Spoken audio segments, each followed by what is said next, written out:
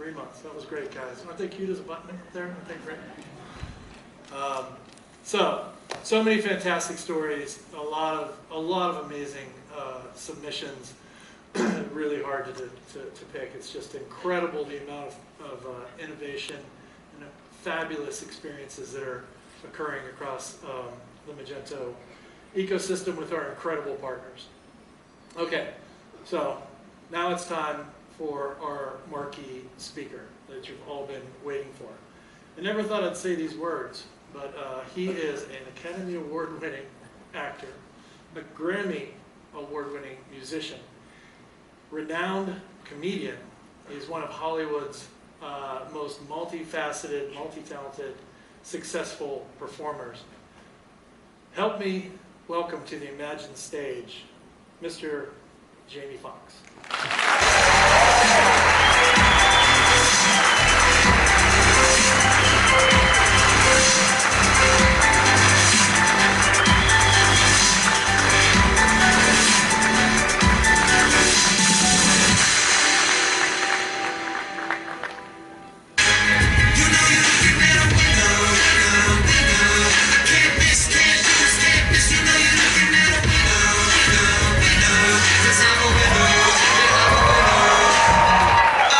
Check, hey, hey! Turn the mic up, how we feel today? How we feel? TVs, screens, DVDs, CDs, the MP3s overseas. I got no time to talk in this phone. Just look at me so How we feel? Get your picture, go ahead, get it. Come on, get up here, come on, you gonna take it? You gotta come over here, you gotta take it with me. Come on. Come on up, what's your name? Jessa, okay, Wakanda. Come on, what's your name again? Give it up for Jessica. Come on, what kind of picture we gonna take, baby? I've been taking selfies all day, too. I'm gonna take these selfies. Where'd she go, she leave? Oh, there she, give it up.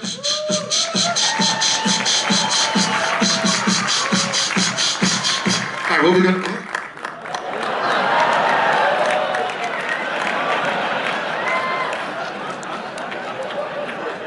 Oh my God, yes, this is crazy. You just took me back to the motherland. Hold on, I want that one.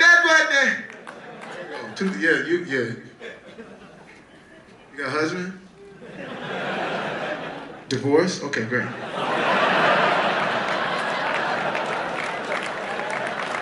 There's still time. Give it up for Jessica. All right,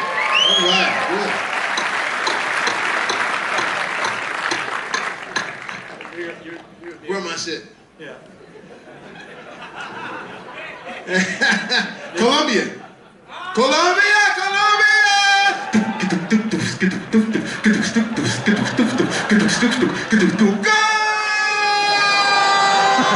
¿Me estás escuchando? Duerme con los angelitos negritos, porque también existe. That's all I know. Y'all know what I said? Anybody know what I said? Brother? But man, I don't know what the hell you said, brother. Sleep with the little black angels, for they exist. Am I right? Don't let me sing that thing on you. Don't let me sing it. Duerme con los angelitos. All right? Okay, Jamie, I want one thing to say. Right, okay, my bad. Okay, shit, I'm sorry.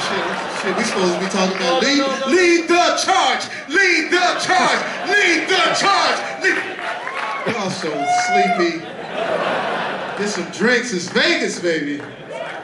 All I gotta say is, from Colombia gave me a little gift. He said, "I bring this all the way to Colombia for you, just for you." And, you got a gift for me? And then I turned around. No, for me. Oh, sorry. And he said, "This is special, made in Colombia, just for you, Mark." And then I turned around and he gave one to you. Oh, man. How many of these special little gifts are there? We special. You got some more gifts? Yeah, I have it. For everybody. I'm not talking about that gift, bro. You say, yes, I have it. I saw what you did.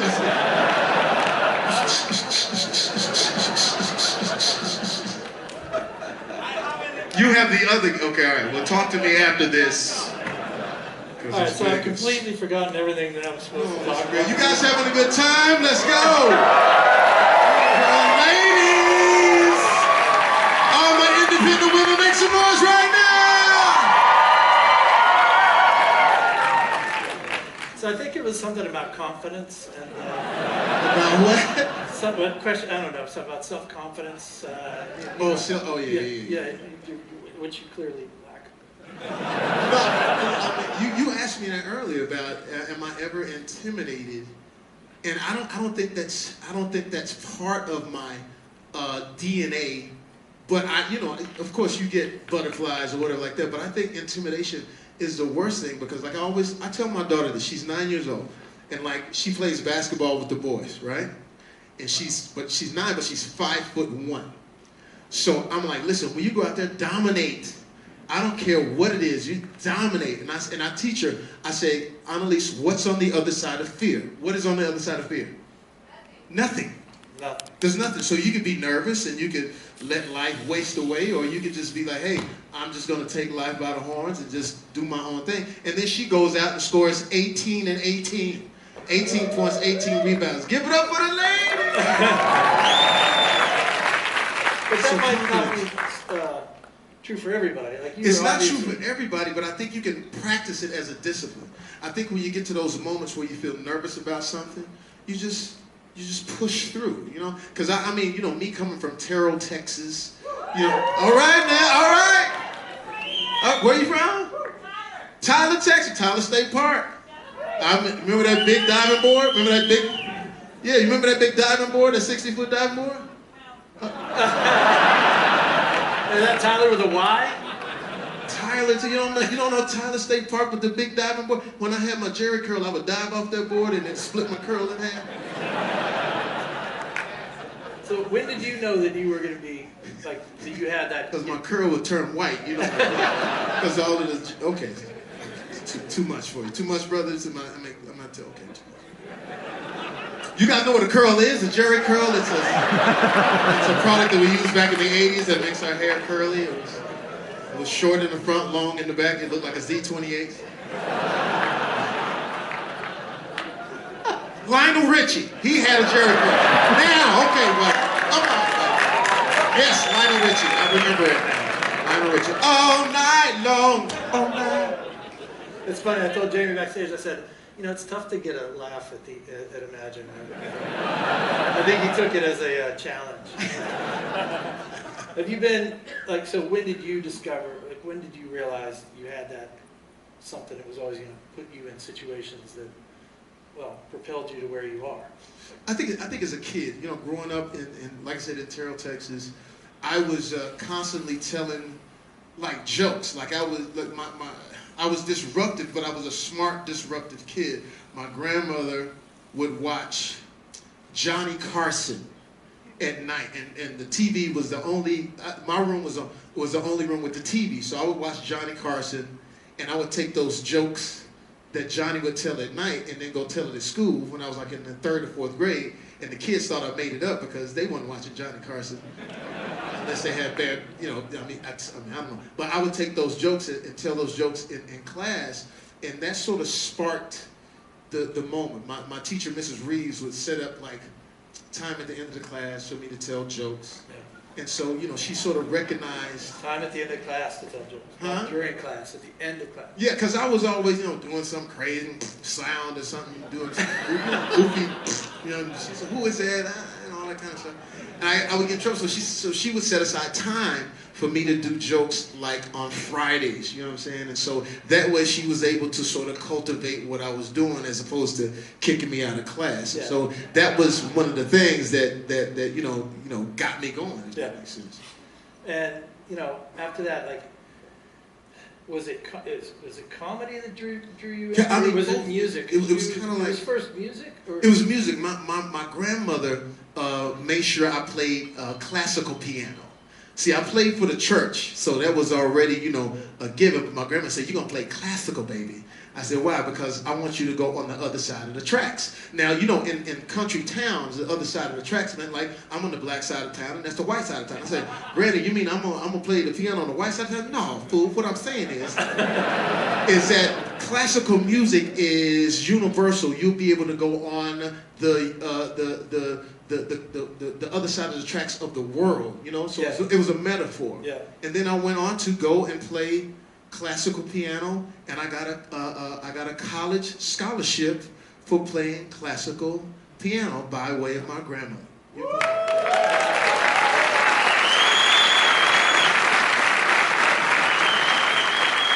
So playing classical piano got me, like, you know, into college, and then I went to United States International University, which was... Where is that? That's in San Diego. San Diego. And it was 80, San Diego, 619, huh? 858, huh? La Jolla. So I ended up going to college at USIU, right there, Black Mountain Road, and it was 81 different countries that went to my school, which was amazing because I come from Terrell, Texas, where it was, you know, it's black, whites, and Mexicans. It was, you know, simple. It was simplified. You know, so when I got to my school and I see a brother, I'm like, "What's up, brother?" He go, "Bonjour, bonjour." What is that? What part of Texas is that, brother? I see some guys I thought was white and they speak Spanish. It was just crazy the amount of different nationalities was there, but we were all connected in music. And I remember getting settled into that school. I remember seeing, I didn't know what a Jewish person was. Is that embarrassing? I'm 18, I'm going to college, I didn't know what a Jewish, because we studied Texas history. So we had a big book that said Texas history. If it didn't happen in Texas, it didn't happen. So I didn't know, you know what I'm saying? Am I right? That big ass book that said Texas, I didn't know. I knew the Alamo, but I didn't know no other folks. So I ended up going to this school, and I got a lesson in humanity and people. There was a Jewish kid and a Palestinian kid arguing at the student center, and I didn't know what they were talking about. They were talking about the Gaza Strip. I was like, "That's a strip club? What are y'all talking about? Why don't y'all just pay the same amount of money?" Gaza Strip.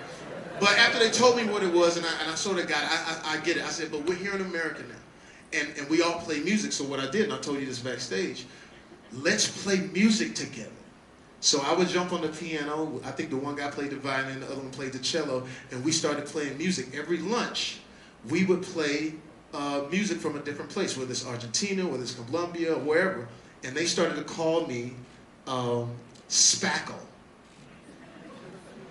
You guys know what spackle is? Okay, tech guys. That's the stuff in between the bricks. Is it on my computer? I've never seen that. Is it an app? No, it's the manual labor, please.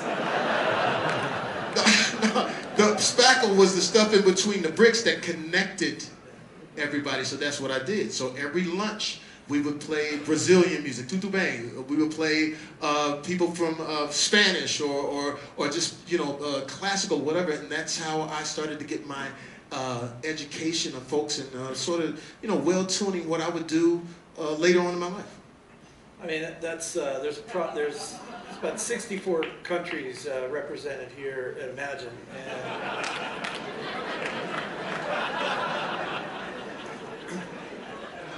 and 64 countries? Oh my goodness. it's a Where you guys from? What? Cuba? Dominica. we know that. Dominicano, huh? What? New Zealand, okay. Just plain old America, baby, say it. USA. You stand up and say it, shit. Enough all that, plain old America, man.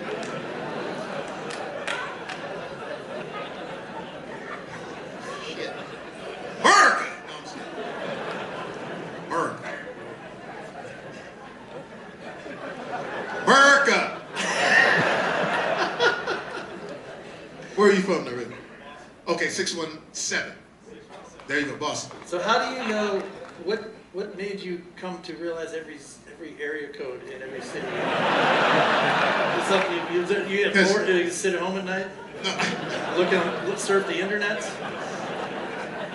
No, I would do stand-up in every city, so I would be in Boston, Nathaniel Hall, there you go, Beantown, there you go. Southeast, anybody? No, not from the hood? Okay. South Boston, anybody, brothers, you know what South Boston is? That's like black white boys. That's some hood, motherfuckers. I said, wow, y'all some hood, y'all hood as shit. Fight, stealing? I'm like, no, I'm just kidding. But I would go to Nathaniel Hall and I would do jokes, and at that time, I would go to different cities, and I would stay there for days, and so I would learn the area code so I could be really familiar with the city. So 617, Chicopee, Springfield, Massachusetts. Yeah, so I go to Chicopee and do like the little Polynesian clubs. So it was like a little dinner table, and you try and tell jokes while people are eating. That's when you know you're good.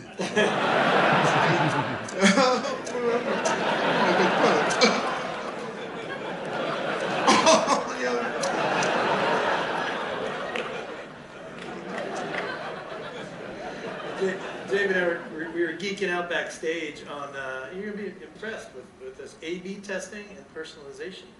I was telling him about how what we do in the tech industry. He's like, you did A/B testing way back with your comedy. I do A/B testing with my comedy. What that means is that I would go, I have to be universally funny. The thing is that, first of all, in the hood, I'm killing the hood. I'm in the hood, everybody know I kill in the hood, right? But if you want to expand and you want to touch everybody, my way of telling jokes is just like how you do your A and B testing. I would go to the whitest spot in the nation. I would go to Gunnison, Colorado. There's no black people in Gunnison, Colorado. And the day I went to the college, and the only black people at the school was the basketball team. I'm not stereotyping, that just happened to be what it was the basketball team. And when I went there, it was an away game. So I walked in there like, what the fuck? Shit. But you know what I did? As opposed to running from it, I did all of my black material. I did an hour's worth of black material to see what they would pick up. And out of that hour, if they understood 15 minutes, I'd keep that. And I said, I can go to any white place in the world and tell this 15 minutes of black material, and they know it. Des Moines, Iowa, Indiana, wherever I go, I'm good. Then I would go to my chocolate cities. DC, Chicago, LA, you know what I'm saying? DC, home of the go-go, you know what I'm saying?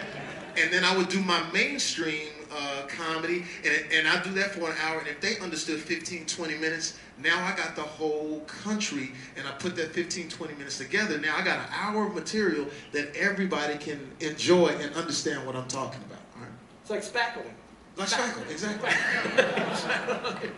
So, Jamie, how do you describe do you consider yourself a musician, comedian, an actor, a game show host?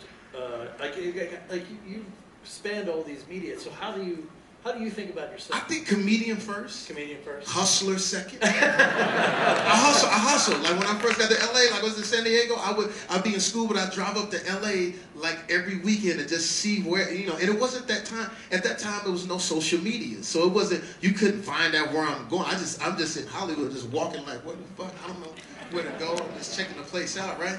And I would go up and I would hustle my comedy. So when I would go up in a club, like when I first went up at this open mic night, it was in LA, and I checked out the lay of the land, and there was a lot of gang members in there. Don't let that throw you. It was a lot of Crips. Don't let this throw you. That was just true. There was a lot of gang members, and I was like, wow, what?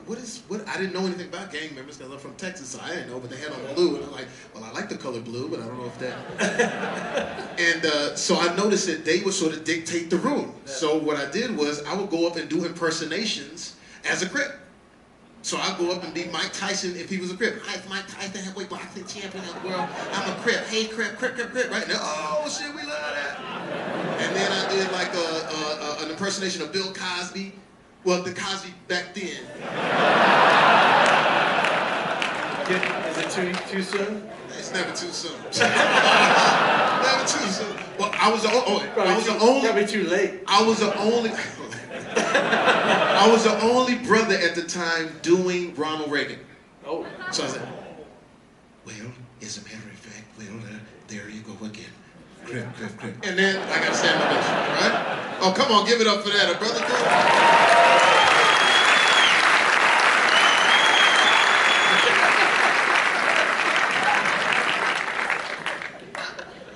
And so that's how I got started. So we got got a lot of questions about your movies and your acting career. But you said something backstage like you didn't think you wanted to act. You didn't want it. Well, how did that all come about? That was it was around the time. Let me back up first. When I started doing stand-up, I was the first person to do social media. I was the first social media dude. Now, it wasn't like how we have it now. What happened was I would do my jokes, right? But I didn't have a clique. You know what I'm saying? I didn't have any homies. I mean, the Wayans was out there, and there was like 9,000 Wayans, and they all had, you know what I'm saying? You know what I'm saying? It was just Wayans coming from everywhere, right? And then you see Chris Rock, the young Adam Sandler. I mean, these dudes was like doing their thing, but I didn't have, like homies. So what I would do is those guys that I performed for, some of those Crip guys who are still alive, but still some of my homies, I started using. I would get these cards, like these business cards, and I would have everybody sign the cards if they liked my comedy. Sign the card and put a number on it. They put the pager on there. Pager. That's how long ago it was. The pager. You guys remember the pager? No, you remember the pager when they had to, you had to. You remember the pager? So I had 800 signatures, 600 women, 200 guys. That's just the way it was in the club. The mixture. I don't know how to explain. Anyway, so that is how I started telling people about myself. Like I would call those people during the week and tell them where I'm gonna be, doing my stand-up, so they would show up at particular clubs. And then that sort of backfired because at that time my real name is Eric Bishop, so I was going by Eric Bishop. And I went up in a club and killed the club as Eric Bishop. Standing ovation as Eric Bishop. Yeah. When I came back the next week, they wouldn't let me up because the comedians ran the list. So 8 weeks go by, I can't get up. I'm like, what the hell am I gonna do, right? So I ended up going to Santa Monica, and there was the Improv, and they were having an evening at the Improv. And I noticed that it would be 100 guys show up, and maybe only 5 or 6 girls show up for the list. So what I did was, while he wasn't looking, I wrote down unisex names. Tracy Brown, Stacey King, Jamie Foxx. They start off the list and they say, well, yeah, here we go, we're gonna start the list. Is Jamie Foxx, is she here? I'm like, hey. And so that's how I made my mark, because that night they had an evening at the Improv of taping. I ended up having a great set, and then that's how that started in the comedy lane, right? So by the time I got to the acting, when you bring that up, that was during the Oscars. Right. That was actually. Well, how did you get from? Because you obviously worked really hard building your persona and building a following through your comedy, and you broke through, right? And then how did that lead into that you ended up doing Ray and? Well, I'll tell you what it was. What was great was I got on this show called In Living Color. Anybody remember that? What was great about the show is that it was the hottest show, but what was not so great, I was the 8th funniest person on the show. Because it was Jim Carrey, clap if you know him, Jim Carrey, Damon Wayans, all these guys. So I had to make a mark, and at that moment when I auditioned for the show, I did this character, this ugly girl character. Her name was Wanda. I don't know if people remember that. So I did this character. Huh? He got one. Oh, that's oh, look at you, hilarious. You're cute. Oh, that's so ugly. So anyway, what happened is Wanda was born, and the way that was born was Keenan would bring out a whole box of things to try for different characters. He picked up this blonde wig and said, "Try that on, Jamie, do the character." So we tried that on, and then David Allen Greer said, "You should say, I'll rock your world." And so that's how that was born. And then AJ Sanders, who was on Different World at the time, she said, "You should say, hey, for real though, right?" And so that character is what sort of launched everything. Yeah. Which was good and bad. Why? Because as I'm dressed as the girl, you know, as tough when like we had En Vogue was guest starring, you know what I'm saying, and they was cute, you know. I was gonna try to holler at them, you know. But I had the whole outfit on, so I think it threw him a little bit. I'm like, "So what y'all doing after this? Excuse me?" Even to the point to where I was trying to get my music off, because I was like, you know, I wanted to do music really bad. And Teddy Riley at the time, I don't know if you guys know who Teddy Riley is. Yeah, New Jack Swing, Teddy Riley, right? So Teddy Riley comes to do a guest spot, and he's the biggest producer at the time. And they say he's there, and I'm like, "Oh, I need to get my cassette to him." Yeah, look, y'all don't even know what the hell that is. That's the, you know, the cassette where you have to wind it to the, you know what I'm saying? So I went and grabbed my cassette. I said, "Oh shit, Teddy Riley's here," but I had the dress on and the heels, and I don't know if he was used to the character yet because it was just, you know, brand new. So I'm running down the hall towards Teddy Riley because he's about to leave, and I'm like, "Teddy!" And I get there and I say, "Teddy, I do music," and he looked at me and he said, "Impossible." And when he said that, that sort of set up all the things that I wanted to do. That gave me, I said, one day I'm going to be able to do the music. So it was music one day before I'm acting. able to do the acting. Yeah. Oh, first music then. Yeah. But then when was so you're TV. Is it hard to go from TV and then get, you know, into movies? Like how do you go from, because you can get typecast in TV, you're wearing a wig and you're... Yeah, it was tough wearing the wig. I was extra tough every time I went out, just to sort of prove that I was tough. But the way I got... It was a little ahead of its time on what the NFL, what happened. It wasn't, Yeah. I mean, it was ahead of its discussions time. and with... Yeah. And even trying to get and even I thought I was still going to get fired from the part, because when I would go in and read for the part, he said, you're just no good. He said, "You're too loud." I said, "I can't take you in." He said, "I can't take you into Warner Brothers and show them this unless you get it right." So what I did was I just, you know, I made a videotape. I went and got, remember back in the day, the 97 Coupe, the Mercedes Coupe? Somebody let me borrow their coupe, and I said, "Let me use this coupe, and I'm gonna make this part." I went and did like my own sort of training camp where I was Willie Beeman and I was throwing the ball and everything like that on camera, and I came up with this song. My name is Willie Beeman. I keep the ladies screaming, you know, really cheesy, whatever like that, right?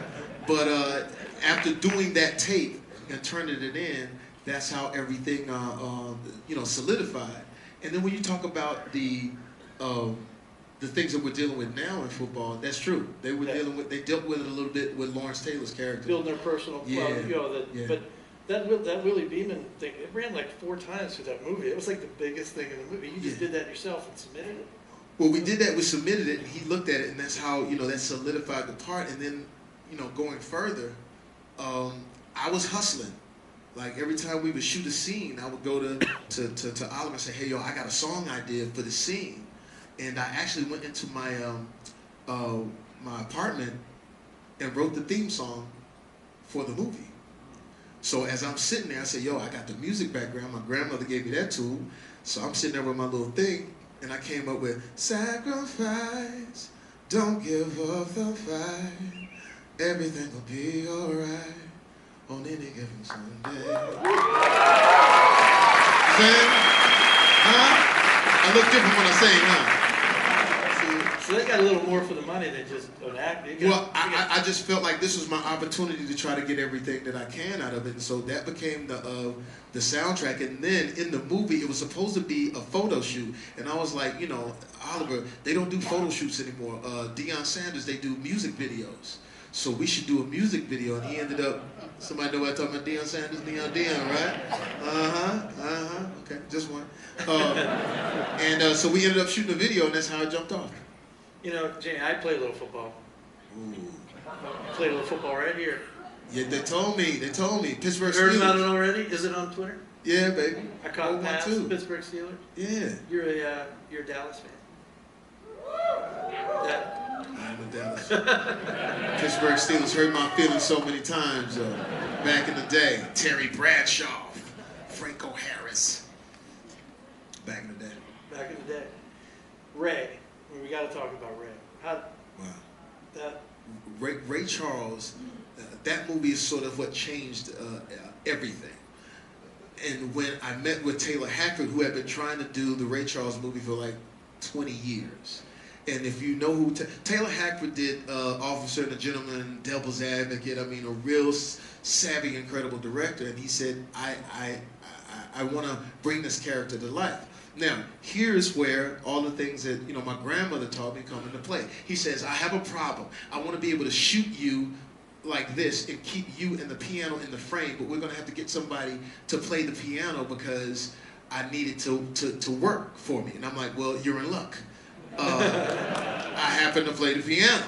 So we ended up learning all of Ray Charles's music so that when you watch the film, none of the fingering on the piano is not legit, right? And then it was meeting the man himself, Mr. Ray Charles. And then when I went to see Ray Charles at the studio, he comes walking down the hallway as if he could see. I mean, he was just commanding everything. And I said, Mr. Charles, I want to do the best I can to bring you to life. He said, hey, you know what, baby? Look, if you can play the blues, baby, you can do anything, right? So we sat down. We sat down and we played the blues together. And there I am playing the blues with the great Ray Charles. And then he moved into something, he moved into Thelonious Monk. I don't know if you guys know what that is, but that's like trigonometry of music. And all of a sudden I hit a wrong note. He said, hey, why the hell would you do that? I said, why did you hit that wrong note? I said, I'm sorry. And his ears are very sensitive. And I said, I'm sorry, Mr. Charles, I didn't mean to hit the wrong note. He said, hey, listen, make sure you hit the right notes, man. That's what life is. Taking the time out to hit the right note. So, we start playing now. I get it, I hit the right note, and after I hit it, he said, that's it, the kid's got it, and he walked off. So he walked off. So that's how that started. Now the journey was incredible because I had to figure out how to get the character. Yeah. So I had to find the young Ray Charles. And the only way I could do that is I went over to Quincy Jones's house. And I went and met Q, and I said, hey, Q, I'm trying to get the young Ray Charles. And yeah, man, shit, man, Ray is a son of a bitch. He was incredible, man. Great musician, man. Shit, man, let me help you, man. And as I walk into Quincy's place, that was another incredible, it was all of the records that he had done. Yeah, man, shit, look on the wall, man. That's Michael Jackson, baby. 54 million records, man. Shit. God, right? And so I said, well, Q, I need to figure out how to do the young Ray Charles. And he says, well, shit, let me take a look. And he opened his drawer and he said, maybe this will help you. And he gave me a cassette tape. So I said, where in the hell do I find a cassette player to play this damn cassette tape? So anyway, I went to, I think, Enterprise Rent-A-Car. Or I don't know if it was Enterprise. I don't want to say that. I don't know if it was Enterprise, but it was a rent-a-car place that had a cassette player in it. So I popped the cassette into the rent-a-car place, into the car. I popped it into and only a few of you are old enough to understand what was playing on the cassette tape. All right? On the cassette tape, it said, hi, this is Dinah Shore from the Dinah Shore Show with two very wonderful musicians, Mr. Kenny Rogers and Mr. Ray Charles. And in the back, you hear the young Ray. Hey, you know what, Dinah? I'm just so happy to be here. And you know what? I didn't know you knew about music. This is just so grand. I'm just so happy to be here. So I was like, wow, that's the young Ray. But then she said, talk about the drugs, Ray. And there was a pause for like 6 seconds. And he began to fidget, right? So I took that as DNA of the character for the movie. That every time he's talking about his music, he's in control. But when someone says you got to be responsible for your wife or the drugs or your family, you know, he would fidget. And so that's how I built the Ray Charles character.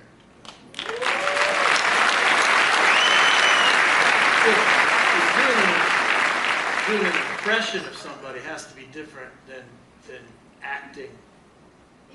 You can't do an impression of Ray Charles as you're in the movie. You've got to be Ray Charles. It's different, right? So how do you build impressions versus build a character? It starts. You're such a great impressionist. Yeah, it starts with the impression first, but you have to bring it down. So you have to be able to be quiet in the. You have to. I don't like that. You have to hope that the soul of the person sits inside of you. So it's like at a certain point, it has to be. You know what? To even talk like, you know what? Get him on the phone. So when it's quiet, so now you feel like you don't have to be so big because of learning what Oliver Stone taught me, that being big would look like the impersonation, but keeping it quiet and then asking for the soul to come to you. And the way we did it was we set something up that you didn't see in the movie. We needed money for funding. And I know you guys, you go through that. Yeah, Ray wasn't fully funded. Really? So we were in New Orleans shooting, trying to get the rest of the funding. So what we did was we recreated the Sanger Theater in 1967. So we had like a 30-piece band up there, and we played Let the Good Times Roll as soon as the financiers walked in. So when they walked in, we hit it. Hey y'all, tell everybody, Ray Charles in town. And $1.25. And I'm around the town, don't let nobody play me cheap. I got 50 cents more, and now I'm planning to keep me. Let the good times roll. So we started to this Let the Good Times Roll, and we blow his head off with an experience that he was like, I'm gonna write the rest of the check. And that's how that, So Ray changes everything for you. Yeah. And how did you handle success? And, you know, I'm sure it was seamless and perfect, and you never had any. But how did you, as you became more famous and had more things going on in your life, deal with that? Well, in particular with the Ray Charles movie, because that movie went on to be nominated for an Oscar. But being nominated for an Oscar was the worst thing to happen to me, because I was ready to party and have a good time, and I didn't think we was gonna win. So I'm just kicking it, having a good time, partying, and I was making mistakes, to be honest with you. And I remember going to the Golden Globes, and me and the girl that I went with, we were just, you know, we had a couple of libations before we got on the red carpet, and I just remember we were nominated in 3 categories, so I was going 3. Oh shit, 3. And my publicist went crazy and says, what are you doing? You're blowing it. I said, man, we ain't gonna win that shit. He said, no, you're blowing it. And then he had someone call me that we all know. It was, I'm sitting in my crib and I get a call and I hear, hi, Jamie Foxx. Jamie Foxx. It was Oprah Winfrey. So Oprah says, I said, is this the real Oprah? And she's like, Jamie, you're blowing it. You got a chance to really do something really fantastic. But all of the stuff that I'm seeing and hearing, you got to get it right. So she said, I want to take you somewhere and explain to you the significance of what this win could do. So she takes me to Quincy Jones's house, back to Cube's house. And I'll go in here, shit, man, you're blowing it. Come on, get it. And so when I go in, it's all of the actors and actresses that I had seen when I was growing up as a kid. Wow. Standing there in line, shaking my hand, saying, you got a chance, kid. Don't blow it. And I'm like, wow. I was like, this is amazing. And then Oprah walks up to me and says, listen, now do you want to meet the person that you came here to see? I'm like, yes. And over in the corner was standing Sidney Poitier. Wow. So I walk up to Sidney Poitier, and he says, I saw you one time. You were at a party. Do you remember that? I started crying. Yes, I do. And he says, and I said, I don't know what to say. He says, your performance made me grow 2 inches. You were wonderful. He says, but I give one word to you. And I said, what is that? He said, responsibility. So after that, he spoke that night, Oprah spoke that night, and then we went on. I got my shit together. I took my daughter, who was 10 years old at the time. We go to the Oscars, and just before they call my name, my young daughter goes, Dad, even if you don't win, you're still a great actor. So it was just an incredible time.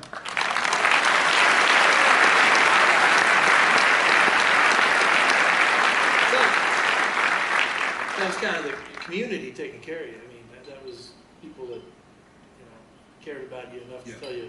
Yeah. Yeah. And we talk about that a lot here, community and giving back. And how do you think about those things now in your life?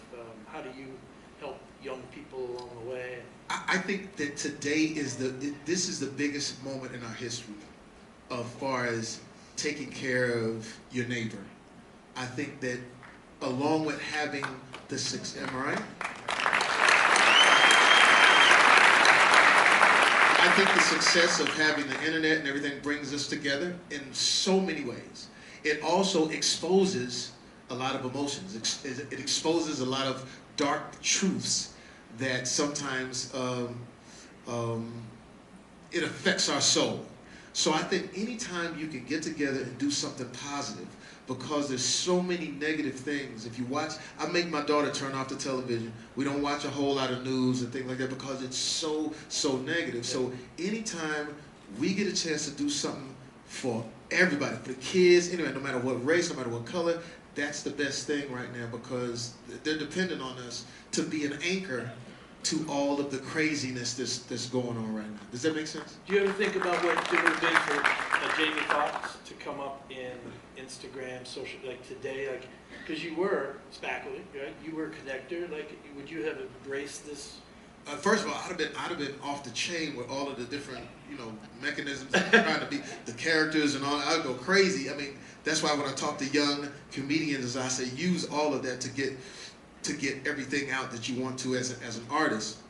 But I don't think I would be affected in the way of what I want to do. I want to make the world laugh. I want to make the world feel good about something. So like I said, I take advantage of social media. I take advantage of coming here and talking to you to spread that universal message of coming together, being from Colombia, being from America, being from all these different places, and really enjoying each other and taking, like I said, taking a page of sports in the South. You know what I mean by that? Sports in the South. Like in Terrell, Texas, no matter what was going on when that football game came, everybody was in the stands and we was all rooting for Friday Night Lights. And so that's what I try to do. I try to take that spirit out there and make sure everybody gets an opportunity to feel joy. That's great.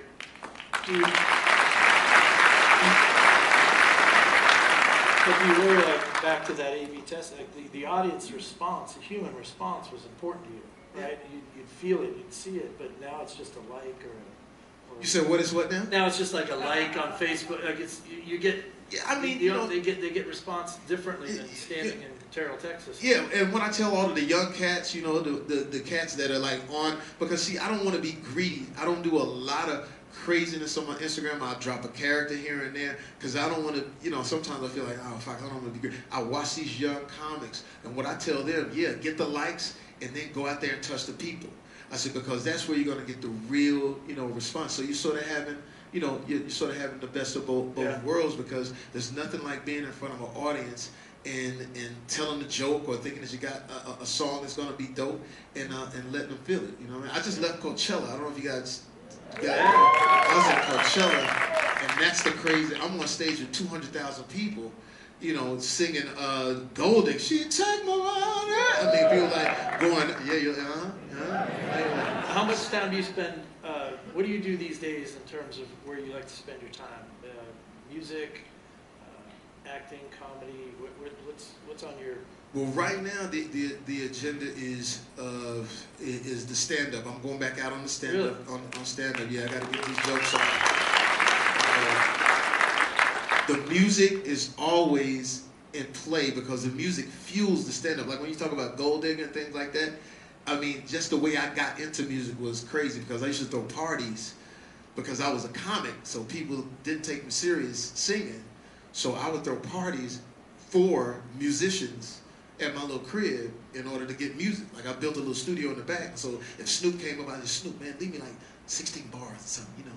All right, cuz, oh, I got you, baby. And so I would have people come on. And so this one particular party that I threw it for Puffy back in the day. You know when Puff was like, you know, like crazy, like huge, right? So I threw a party for Puff in my crib for like $200, and he usually throws a party for like $1 million.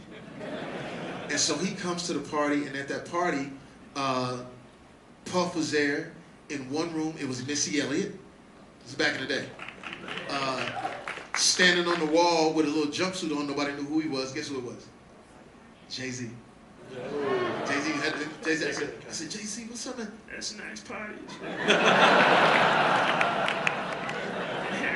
It's crazy. And then I walk out of my garage, and that's where I kept my little stash for my alcohol. You know, when I go to my garage, you know, I always had the little stash. So I get my little stash, and walking out, there's a tall guy and a short guy. The short guy's like, yo, B, it's like this all the time, B? Like, you know, people dancing and singing and karaoke. I said, yeah, who are you? We're the Neptunes. Yeah, my name is Pharrell. I was like, whoa. So the room was packed, and then all of a sudden, a guy comes in with his jaw busted, backpack on, and who was it? It was Kanye West. Wow. Yeah, so somebody said, yo, that's Kanye West. I said, what kind of name is Kanye? What does that mean? He says, well, he's the next producer, the next guy. And I said, well, okay, well, I got to check it out. So I go over there and I said, listen, anytime somebody comes to my house, they got to perform. So he ended up like doing this this freestyle that was incredible. And then he goes, after I'm going crazy with the freestyle, he says, I got a song that I think that you would be good on if you want to do the song. I'm like, shit, are you kidding me? Of course. So we go in the back of my studio, and he shows me the song. The song where she says she wants some Marvin Gaye, some Luther Vandross, a little. I say, I got it, and I started singing. She says she wants some Marvin Gaye, Luther Vandross. He said, what the hell are you doing? I said, well, you know, I'm an R&B singer. I got to put the R&B on that shit. You know, I got to make the shit right. He says, don't do that. He said, sing it simple. It's hip hop. It's not back in the day. You know what I'm saying? So I begrudgingly sang it. Yeah. I thought it was, I said, this is whack. It ain't going to go nowhere. He ain't going to make it. And after that, I left and went, I did a bad movie. I came back. And then, and when I came back, that song was #1 in the country. Wow. So those are the journeys. We try to do something different. And imagine we opened the show once with a professional ukulele player, and I'm like, professional ukulele player, and it rocked out Queen's "We Are the Champion" on a ukulele. And remember, you guys remember that? Sounds great. Wait, you still? We're going somewhere with this. You tell a story about somebody who performed in your home on a ukulele. Oh, I got, I see where you're going with it. I didn't know what the hell was going on with the ukulele shit. It was risky. Yes. Okay, my house, where I live, is a haven for artists. So whenever I throw a party, if I throw a party for Puff or a party for Drake, we always have a new music hour. That's where I say, anybody, this is sort of like, you know, what you do. Who's the new talent out there? So we have a new music hour. So we've done this with everybody. At one point, this young redheaded kid showed up at my house. Who was it? Ed Sheeran shows up at my place, ends up staying at my house for 6 weeks. He's at my house. My daughter comes in, Dad, who's in there sleeping again? I said, I don't know, but that white boy right there gonna be something. That boy good, right? And he had, you know, and I said, listen, I think you're fantastic, but I'm gonna test you because I was doing a live night in LA. I was doing a live night every weekend in LA. So downtown LA, I take them there, and my live night was 800 black people. It was just all black people in there. Sweating and just go getting it, doing their thing. They wasn't even light skinned. It was just all black folk, and rapping hard, and these guys were musicians who sung and played behind Sting, and the level of the room was like this, right? It was amazing. Just black people, right? And all of a sudden, out through the curtain pops Ed Sheeran. And my boy Charlie, who's the guitarist, is like, yo, Fox, man, what the fuck is this, man? Man, you know how we try to keep the room, man, what is this? And I said it just like it was a movie. I said, let's see what the kids got. And he popped that motherfucker with a ukulele in front of all these brothers, right? Man, within 15 minutes, standing ovation. Really? Yeah. So the Ed Sheeran, that's what you mean. Gotta do my homework. You did your homework. So Ed Sheeran, that's how he started this thing. That's why I knew that boy was gonna be something. So another thing I did my homework on, you happen to be a client of Magenta. Did you know Speak on it. Speak on it. You apparently are here it comes, product placement, ladies and gentlemen. Powered by Magenta, Privé Revaux. How did you come to be involved in that? What's that? Actually, social media. Yeah. What happened was, yeah, get that on. Yeah, Mark is wearing a note. So what happened was, social media got this going. What happened was, I take a picture. Okay, you got that. I get you plenty of those. So go ahead, take it. Hey, look. So what happened was, I'm wearing some shades, and my Instagram blew up. Oh my God, what is that? Is that Gucci, the Ferragamos? What is that? They were shades that I got out of a gas station. And people were going fucking nuts. So I called my guy, Dave O, and one of you guys knows the other guy. Where's your guy that was here? Dave Shotstein. He knows Shotstein. Did he leave? Okay, fine. Nobody left. Anyway, so I called Dave O. I said, Dave O, why don't we do an affordable sunglass? Under $30. Every single glass. But what we do is that we'll hand pick each glass so that I could give it to people like yourself and they don't feel like it's cheap, right? And so we started this out about close to like 8 months ago. Really? Is that it? That's it. And we now have a flagship store in New York. We're in Nigeria. We're in the Nordstroms. The people that wear our shades are Bella Hadid, Bella Thorne, J-Lo. Everybody's wearing the shades because what we noticed is that the people that were following, they didn't like us to be excessive. They wanted to be able to wear what we wear. So we've been really successful. And thank you so much. Just look right there and say, and we run it on Magenta. Let's get that product endorsement and say we run it on Magenta. And we run it on Magenta.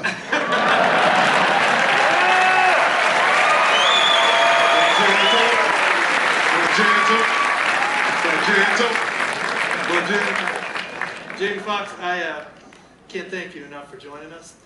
Warm welcome to Jamie Foxx.